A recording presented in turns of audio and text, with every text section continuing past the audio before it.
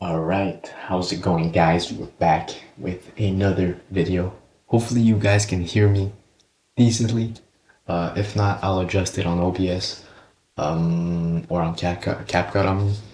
I'm recording this on a Saturday because yesterday, although we took a trade, I didn't have time to actually record a video on it. And if any of you are following my channel, I haven't posted in the last week or so.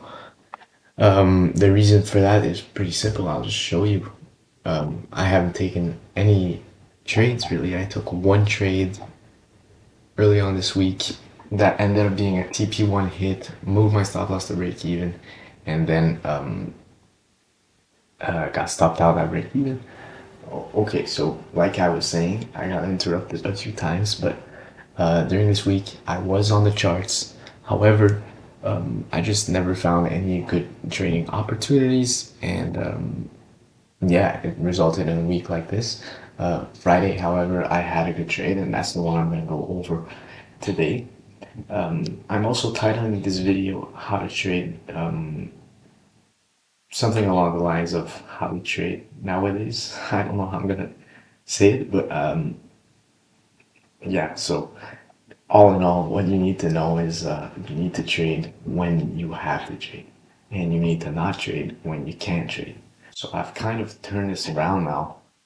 Been doing decently well, and the reason for that is because when I don't see any good draws of liquidity, any good price action, any good entries, I just don't take a trade. When all three of those collide, now I can consider taking a good trade. Also, I'm leveraging a bit more. You guys will see, but if my real trade was gonna pan out, it would have been around $600 made on the day. But it was only TP1, and well, anyway, I'll just go into the trade.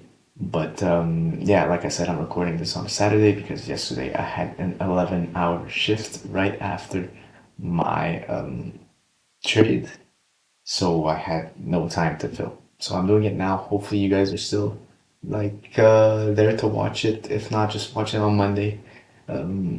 Yeah, I think a lot of theory can be said about the trade today. So this is what it looks like on 4 hour on Saturday. So as you can see, this draw liquidity was taken out, right? We had a reaction, as you can see by this green candle over here. I think this is all before the trade I took, however. So one thing I would also point out is this fair value gap over here, a 4 hour gap. The reason why we could have been a bit more skeptical on short on 9:30 yesterday was because we hadn't gone into a full retrace yet. Or maybe we did, but like there's no way to really know because we're not really into that 4 hour gap. We have this little green candle, as you can see. But in my head, I could be like, okay, well, there is still a reason to go long, because we could go into that 4 hour gap. And this is what it looks like on ES. Looks a lot different. I didn't even notice all of this. Now I'm noticing it now. But this little point into the 4 hour gap was done after my trade. And it points out exactly what I'm trying to say. It's like before thinking about taking a short like this, unless it's pretty evident that we're going there, try to look for reasons why we wouldn't, such as this 4 hour gap that was on both indexes. So I'm gonna put it back to split screen. So on this side of the screen we have Nasdaq, and on this one we have ES. And as you can see, I pointed out some draws of liquidity to the downside, and the only one that I thought mattered to the upside was this 4 hour gap over here. So I'm looking for any confirmation, and as you can see, if we zoom in a bit closer, we have this 15-minute gap formed on Nasdaq. On ES, however, it's a bit less clean. We still have this 15-minute gap, but as you can see, price action is a bit less of what we're looking for. So we're gonna focus a bit more on Nasdaq because, as you can see, ES was not giving us much. I can show you guys on the 1 minute, but it's not looking as good as Nasdaq. Right, so we're both retapping into the 15-minute gap. And now I'm trying to see if we can get an inversion back down, or if, maybe we want to go up to that 4-hour gap up there. So that's exactly what I'm waiting for. Okay, and as you can see, Nasdaq after 9:30, we kind of like start rejecting a bit. I think it's because we took out some form of draw liquidity. Maybe not. Maybe not. We come back up. There's this inversion over here. But when you have a short bias, or even if you don't have a bias after such weird price action, it's ranging. I wouldn't suggest going right off the bat with the 1 minute inverse.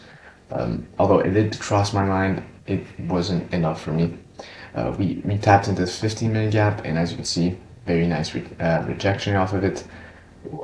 We formed this 1 minute gap coming down. I actually got into the trade before that because we inversed this 1 minute gap. I thought this buy candle was a lot of displacement, the displacement that I needed. And we come back up into the 1 minute gap, confirms it, and at this point I just leave my trade out.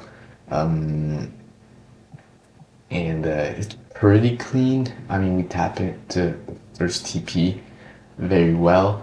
Got a nice reaction. This is first TP, by the way. I noted down a few draws of liquidity. To me, they're pretty much all the same. Maybe the one over here is the clearest one for me.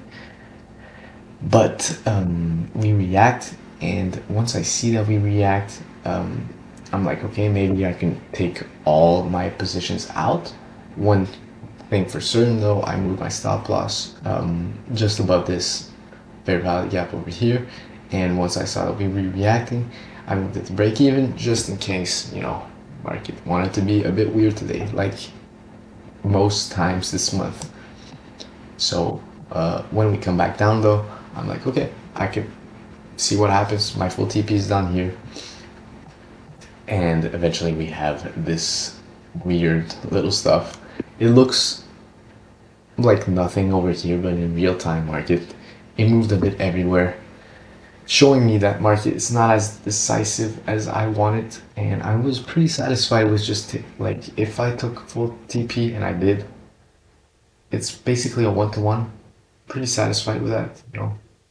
I'm not disrespecting any of my rules. So I just took all my positions out, made $430 on the day. Pretty happy about it. Yeah, obviously, I could have stayed patient and made more. But, I saw this green candle after I took my positions out, and I'm like, okay, maybe I was right. We can actually look at why this green candle happened. Okay, so we have a gap on the 2 minute. It's a valid retrace, I guess. That's just what it is. Yeah, I think this is it right here. Wow, very nice.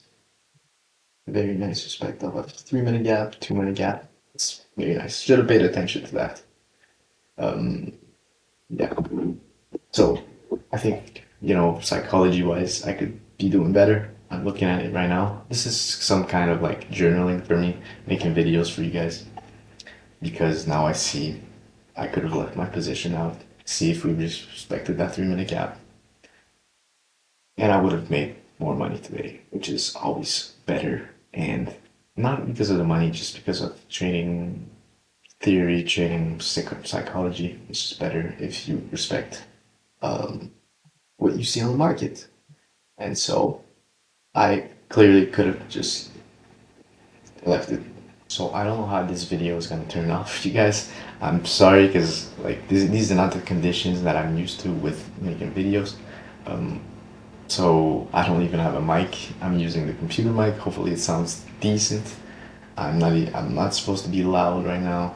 I'm not in my usual setup. And yeah, hopefully you guys can still learn a bit of things off of this video. And I'm sorry. Hopefully next week we get more trades with more quality videos. and maybe I'll do a backtesting video. I also have to switch it up a bit, you know. It's getting repetitive.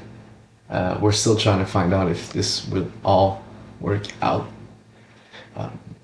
I guess we can keep going until it does or doesn't. And either way, maybe I should switch it up. So that's what I had for you guys today. Thank you guys for watching, and I'll see you guys next week.